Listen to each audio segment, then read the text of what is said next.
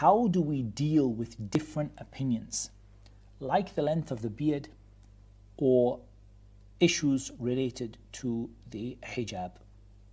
I think that's a very, very good question. And it's not an easy question to be able to answer. It's not an easy question to be able to answer.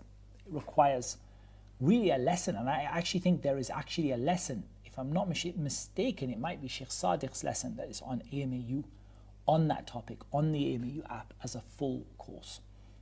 But what I want you to bear in mind, I'm just going to give you a few little things for you to keep in mind.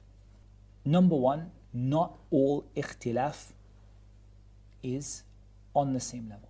There are things that it is not permissible at all for us to differ over.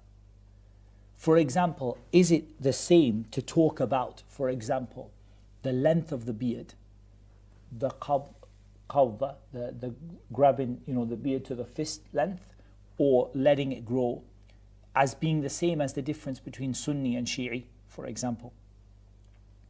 So the first mistake people do is they put all types of khilaf on one level. Rather, there are, and it's not aqeedah versus fiqh either. There are fiqh issues. Is it the same, the length of the beard versus whether you pray your 5 daily prayers? Whether you miss your prayers? What's the ruling of the person who chooses to miss a prayer? Is that the same as the length of the beard? They're both fiqh issues. So it's very important to understand that the matters of whether it's fiqh or aqeedah are not all on the same level. So the first thing we need to do is we need to be able to understand the severity of the difference and where does it rank in these issues. The lowest area of difference is a difference that there is no difference in it at all. And that is what we call ikhtilafu tanawwu', variation. So for example, one person says that the rope of Allah is the Quran, and one person says the rope of Allah is Islam, and one person says the rope of Allah is holding on to the Quran and the Sunnah, and one person says the rope of Allah is the Jama'ah. In reality, all of them are just variations of the same idea. The second lowest level of ikhtilaf is ikhtilaf where it is pure ijtihad. What I mean by that is there is no text, or both sides have the same text exactly, and both sides are interpreting it in a potentially valid way, and both of them are using valid principles to interpret that text, and they both have the same text, or neither of them has a text. The matter is just a matter of judgment. And there isn't a way to prove one of them over the other. One of them's right, one of them's wrong. But it is a pure matter of judgment, and it's not a matter where there is a text which can clearly demonstrate which of the two are right. This is the least and one of the lightest, I can't say the lightest, but one of the very, very lightest forms of ikhtilaf. And we should not be fighting each other over issues like that. For example, the famous hadith, لا تصلوا العصر إلا في بني قريظة. Or كما قال صلى الله عليه وسلم, don't pray Asr except when you reach Bani Qurayza. This hadith, both of the two parties have the same hadith. There is no other hadith on the topic. Nobody asked an extra question. O Messenger of Allah, did you mean this or did you mean that? Both of them have that hadith, and that's it. That's all they have. That hadith and their knowledge of the Quran and the Sunnah, they have just that hadith. A group of them decide to pray Asr when the time comes along the road, because Asr has a time, the Asr time has started, and the Prophet ﷺ was encouraging us to go quickly. The other side says, the Prophet ﷺ said, don't pray until we reach Bani Qurayza, whatever time we reach, that's where we're going to pray. Both of them have the same hadith, they don't have anything extra. This is not befitting for us to make wala and bara over and fight each other over and attack each other over. The problem is, somebody comes to length of the beard and says, you both, that's the same issue. But it's not the same issue. The problem is we don't know what type of khilaf we're dealing with. So we deal with either the smallest thing as the biggest thing, or we mix things up. We put them in the wrong level. And then there is khilaf where both sides have strong evidences that are used properly, but one of them seems like it has a bit more weight to it. And this is where we speak about al-rajih wal-marjuh, something which is more correct and something which we don't think is correct. We believe this one to be more likely to be correct and this one we don't think. But we don't call it haqq and batil. We don't call it truth and falsehood. You're upon batil, but we say that your qawl is marjuh. It's not a strong view, because even though you do have evidences, even though you have used those evidences correctly, we still believe the balance of evidence is more on the other side. Now, here's the key point about rajih and marjuh. You have to have enough knowledge to know what's on both sides. Otherwise, you cannot comment on that issue. How are you going to come and say, my view is that the niqab is not fard? Okay, that view, is it based upon ilm? Is it based upon study? Do you know ma laka wa ma alayk? What is on your side and what is against you? Do you know what the other party has so that you can say that yours is rajih and theirs is marjuh? The reality is most people don't. All it is they've heard something and it suits their desires. أَفَرَأَيْتَ مَنِ اتَّخَذَ إِلَهَهُ هَوَى. Have you seen the one who took his God as his desire, or his desires as his God? He took his desires as his God. And he started to worship his desires. Because ultimately, he has no ability to know what is right or wrong, hasn't studied, hasn't made any effort to do it, but is still walking around saying, my view is rajih and your view is marjuh. Why? Because my view is, I like it, and I don't like your view. That's also not how we deal with this issue.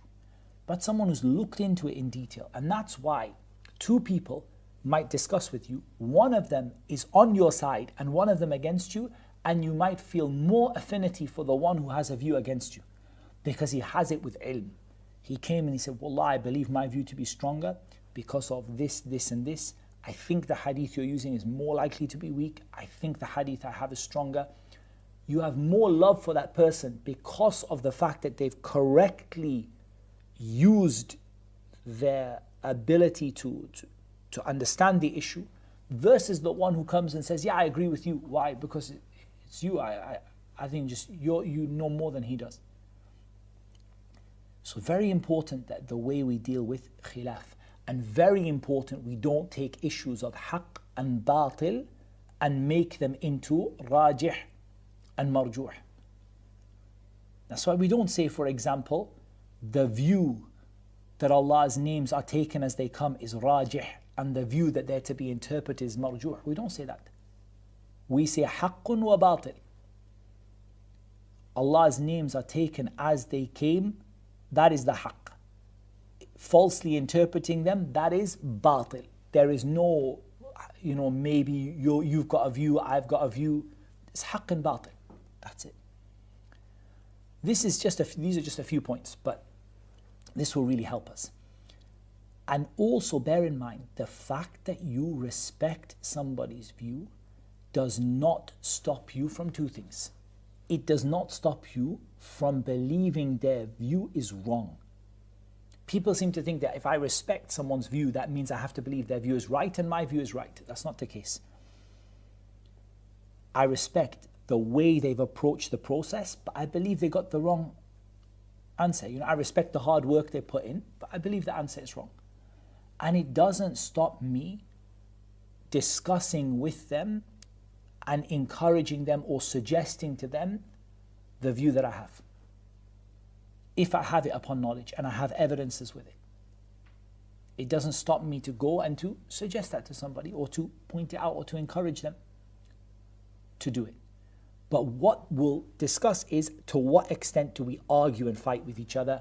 To what extent is there wala and bara? Is there cutting off from people and saying, I don't want to, I have nothing to do with you? The cutting off from people is definitely in that issue of haqq and batil, the major issues of Islam, the issues that are known in the religion by necessity, the major issues of aqeedah, the issues of fiqh that are unanimously agreed upon and that are symbols of the ummah. These things are haqq and batil, and we are going to cut off from people. There's going to be enmity and hatred between us. Again, according to the severity of the issue and according to the extent that they've gone against the Quran and the Sunnah, there is going to be a degree of enmity and hatred. Whereas when I see the issue is rajih and marjuh, and I see that the person has used a correct method of working out, but I just believe they've come to the wrong conclusion, there can be a beneficial discussion, there can be back and forward, there can be akhdhun wa rad, taking and giving. There can be supporting my point and writing about it and defending it, and them doing the same. There's going to be a degree of respect for the way that they've approached the issue. But I'm still going to believe there's a right and a wrong in it. When there are matters that are matters which are purely matters of ijtihad, it's very important that we do not have wala and bara upon these issues. And where I see this, my brothers and sisters, at the moment, for example, the issue of a da'iyah who is upon the sunnah and known for the sunnah and calls to the sunnah and defends the sunnah, and all of their lessons and lectures are in connection with the sunnah. And they made a decision to go to a particular masjid, which is perhaps a mixed masjid, which has some, different types of people in it, in order to preach the sunnah in that masjid. This is an issue of ijtihad. It's a judgment call. They might have got it wrong, and you might have got it wrong. You might see that the balance was maybe more negative than positive. They might see the other way around. But it's very, very important we do not have wala and bara upon this issue. I'm not going to cut off from that brother. I'm not going to say you and me are nothing to do with each other because you went to give da'wah in that masjid to the Quran and the Sunnah. Or I'm going to say, I advise you, I don't think you should go back to that masjid. I think the negatives came out more than the benefits. I say, no, you know why I'm doing it? Because of this, this and this. Have you spoken to mashayikh? I did. Some of our mashayikh said. And this is also another point. My ijtihad is not like the ijtihad of the mashayikh, especially the kibar of the people of knowledge. So sometimes, you get an issue where people will say, okay, the sheikh made ijtihad and I made ijtihad. طيب بس ليسوا سواء, they're not, you guys are not all, you're not the same, and your view does not have the same weight. So bear that in mind. Also, on those issues, we're not going to have al-wala wal-bara. We're going to have advice and we're going to have discussion and so on, and we might come to even the conclusion that there's a rajih and marjuh. We might even upgrade the issue and say, you know what it is, even though it's an issue of ijtihad originally, I can honestly point to you 3, 4, 5 evidences. I think we can actually conclusively say that there's a right and a wrong in this issue, and so on. But if we understand how to deal with those issues properly and how to manage them, the hardest problem is the average person doesn't know what category to put an issue in.